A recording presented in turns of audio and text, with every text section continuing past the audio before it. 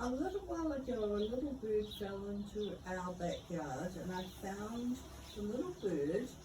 suffering, and I wasn't sure what was going on, but I literally could walk up to it, and then I decided to scoop it up and put it in a little box in a cool area,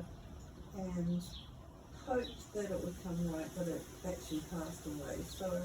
I decided it's time for some bird feeders in our house. We've had an abundance of little birds feeding this week in memory of our little bird that passed away, and we will continue to feed them.